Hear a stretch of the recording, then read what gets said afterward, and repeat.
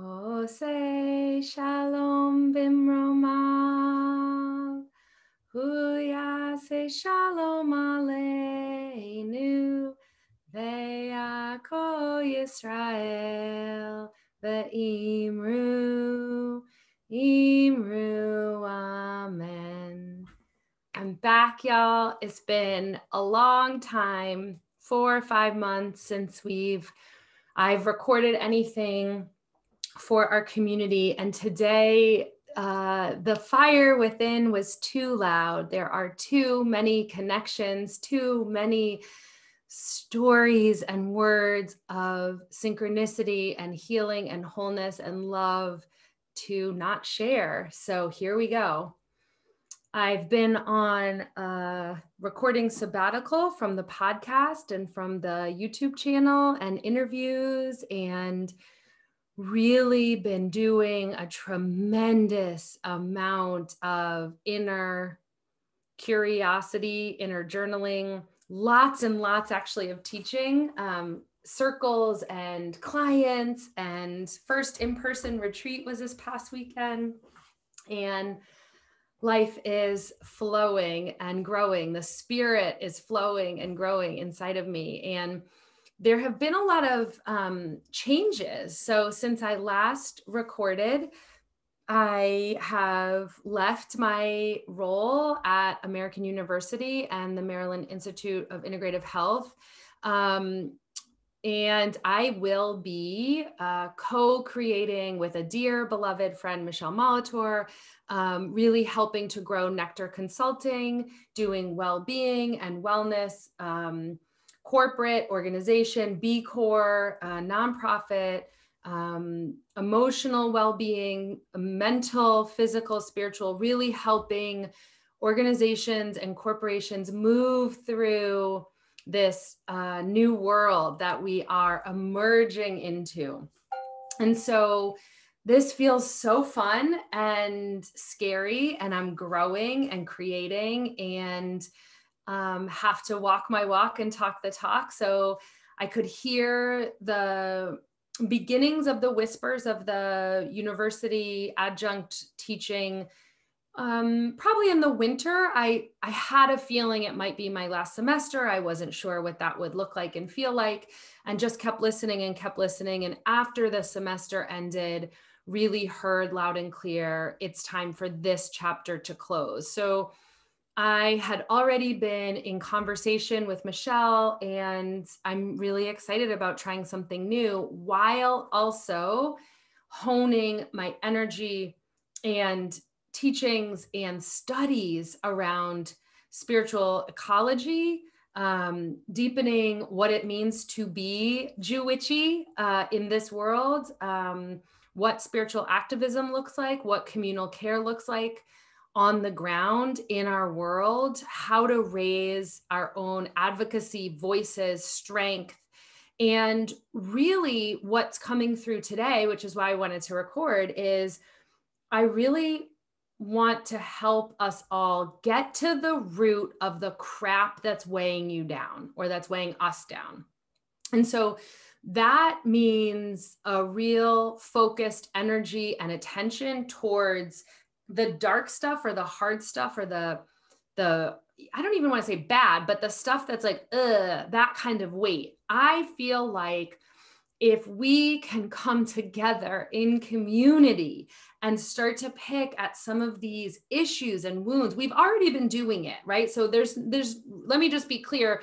Nothing is really different except my own turning fully towards that commitment as a human being. So, working with the Lola community, facilitating, guiding, taking that responsibility really seriously, and also in our advocacy for dyslexia, in our advocacy as a family for awareness around Lyme disease, awareness around racism, right? So passions that are near and dear to us, and the intersection of how we can actually gather together and keep using each other's energy, sharing stories, passing grief, so it's not weighing one person down, so that we all can be elevated within that communal energetic sphere to start to see the world that we long for and envision come to life.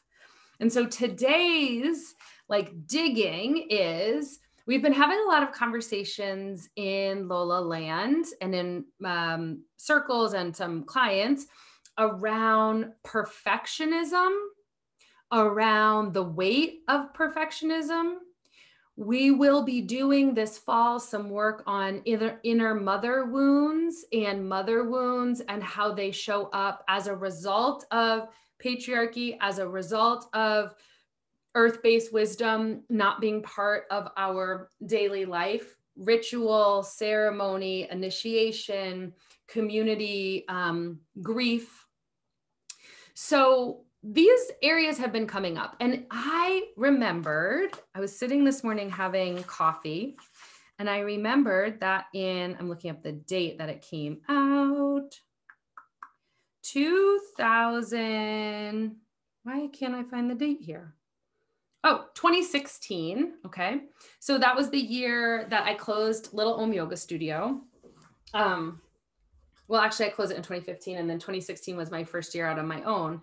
Okay. So in 2016, this book, Present Over Perfect, Leaving Behind Frantic for a Simpler, More Soulful Way of Living, was like my Bible, because everything that Shauna was talking about in the book, I was watching play out in my own life as a result of closing the yoga studio and coming out on my own without that space. Okay. So this book came out right on time. That whole year, 2016 and 2017, we used it a lot in our conversations in Little Om and Lola stuff. I wanted to bring some of these quotes back into our heart today, into our practice today. So what I'm going to do is read. I'm going to change a little bit of the language to align more for what's just kind of the language that I use. And you get to also do that. If you hear something that doesn't align with you, you can create in your mind something that does align with you and your beliefs. Okay. So I'm going to read some of these quotes, and I may or may not give a little talk about them after, but here's my invitation to you right now. Wherever you are, let's just use this as a meditation together. Let's imagine that we're on retreat. We're in the living room. Let's see, if it's winter and you're listening to this, there's a fire and you've got some tea. If it's summer, the door's open, the fans are on, and there's just a nice breeze. You've got some iced tea and you're laying down, you're totally relaxed. So you can bring that into your mind, or actually pause this and go ahead and do that. And I'm just going to read to you like good old fashioned read aloud time.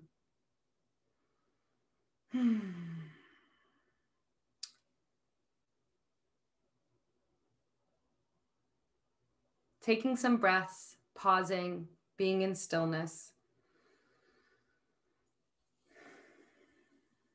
Another way to say it, I used to believe in the deepest way that there was something irreparably wrong with me, and love was a lie. Now I'm beginning to see that love is the truth and the darkness is a lie. It used to be that I was my most anxious, jittery, frantic self when I was alone and still. And that makes sense to me now. Essentially, I had a hollow core, and that emptiness became deafening in that stillness. So I ran and talked and spun circles around my life, avoiding that emptiness. What I find now, though, is that stillness is where I feel safe and grounded, and that the frantic living spins me away from myself, from my center, from my new and very precious awareness of how deeply I'm loved. I return to the silence to return to love. I can't hear the voice of love when I'm hustling. All I can hear are my own feet pounding the pavement and the sound of other runners about to overtake me, beat me. But competition has no place in my life anymore. The stillness reminds me of that. The longer I practiced this new way of praying, of listening, of dwelling deeply in divine love, the more I began to feel truly present instead of being hijacked 1,000 times a day by my wild mind. I feel all here, collected together in a wide-eyed and able way, simple presence, wholeheartedness, patience, lack of paralyzing fear. I feel, frankly, like the kind of mom and wife and friend I've wanted to be for a long time. Most of my regrets center around getting overwhelmed or stuck in my own head, worried and catastrophizing, endless loops of proving and shame, pushing and exhaustion. I'm thankful for that day, weaving through the tunnels with my precious boy, when the violence inside me became profound enough to shake me into new solutions. That's how we grow, it seems. That's how we submit ourselves to the miraculous, by swimming through the tunnels.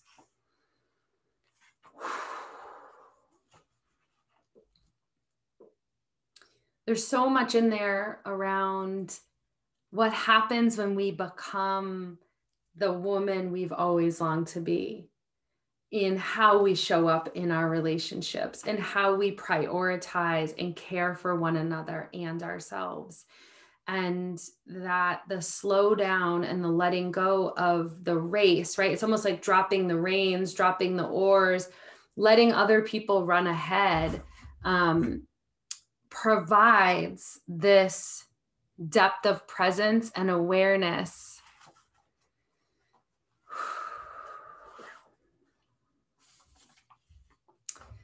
There's a trend in books, what they're calling burn it down stories. Stories about women who hike 1,000 miles or move to the other side of the world or start something crazy or risky or bold.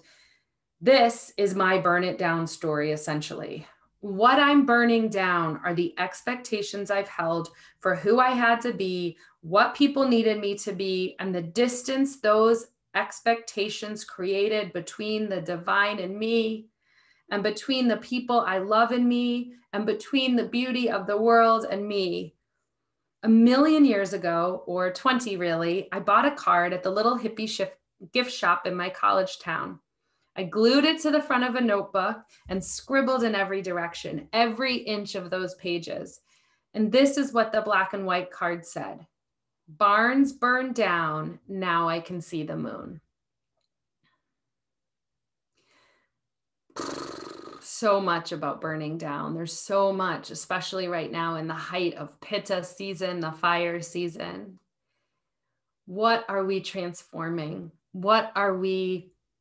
Who are we becoming in the fire of transformation, which is always happening if we turn towards it, orient towards it, pay attention to it. It's really, I think I'm deeply curious about burn it down stories where you're not actually running away from your children or your marriages or your relationships or your families, but where the way you have been is being burnt down. The way you have been is no longer serving you. The way you have allowed others to dictate or impose expectations is part of your daily life. So how do we, I think it's one of the things I'm most passionate about sharing publicly is how behind the scenes I'm going through my own burn it down processing or letting it go, in order to be like, my external life looks the same. I get up, have my morning routine, spend time with the kids, take them where they need to go, do my work, pick up the kids, do the dinner thing, do the wife thing. There's all of these layers that look the same on the outside. But on the inside, how I'm attuning to presence, how I'm prioritizing things that are just in my deepest desires, like having this amazing little sanctuary office library. You can't see all the books here, but all the books, all the library, and my, cards and decks and candles on top of a real, like a meditation space right here, prioritizing that I, as an artist, as a creative, this is the kind of space I thrive in, and I want to create this for myself. And so prioritizing that as a joy practice, as a pleasure practice, that this doesn't look like a Crate and Barrel catalog, which those look very nice. And I like Pottery Barn and things like that, but I'm saying they're not really me on the inside. And so how do we find our way to me, right? What does that look like? What does that feel like? Okay, I love this passage. It's been a rainy summer, profoundly so, with many storms right at bedtime. The boys standing on the porch with us in their pajamas, watching the dark rolling clouds, smelling the rain. As I've stripped things out of my life, constant traveling, overworking, compulsive activity, I'm finding that my senses are attuned so much more deeply than they've been in years. Music is reaching me with a depth I can't remember since my adolescence, and poetry and nature too. I thought my midlife season would be about pushing into a new future, and it is. I thought it would be about leaving behind the expectations and encumbrances of the past. It is. What I didn't know is I would feel so much like recovering an essential self, not like discovering a new one. Hold close to your essential self. Get to know it the way you get to know everything in the world about someone you're in love with, the way you know your child, their every freckle and preference, and which cry means what. This self, this fragile and strong, creative, flip-flop and ponytail self, she's been here all along, but I left her behind. Almost lost her when I started to believe that constant motion would save me, that outrunning everything would keep me safe. You cannot be a mystic when you're hustling all the time. You can't be a poet when you start to speak in certainties. You can't stay tender and connected when you hurl yourself through life like being shot out of a cannon. Your very speed, a weapon you wield to keep yourself safe. The natural world is so breathtakingly beautiful. People are so weird and awesome and loving and life-giving. Why then did I try so hard for so long to get away without feeling or living deeply?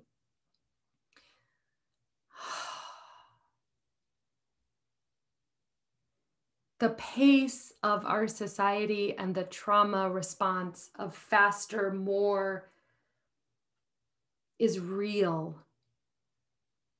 It's real.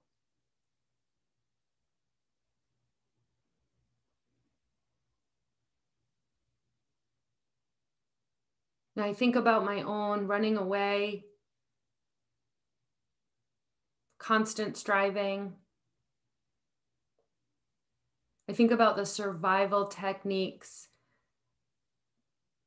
that allowed me to land here today, right where I am, which is a really, really, really magical, mysterious, marvelous, painful, beautiful, wild, and wonderful body, mind, soul, spirit here right now. So that pace, I now experience a contrast. I can feel the difference when things are going too fast. And I know I have some tools in my toolbox to help me slow them down and not respond out of a lack of worthiness or a fear of being unloved or rejected. And part of going into the depths of your most difficult parts of your life, I think really do help you expand the most beautiful parts of your life.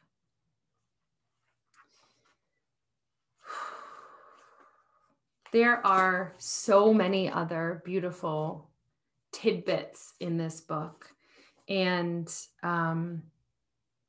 one of the things that I'd like to do for our community moving forward is I do have a gift of reading in terms of the pace and digestion, and have had an incredible library and been reading really incredible words of wisdom for many, many years. And so one of the things I want to do in bringing this back to life is to have these read alouds where I read aloud parts of books that have been really transformational, and allow you to get some of that, not so that you have to read all of them, but so that maybe you get a little taste of just what you need, the medicine that you might just need in that moment. And perhaps some of them will be really interesting to you and you want more, or perhaps it will just be a way for me to share in the privilege and strengths that I've had around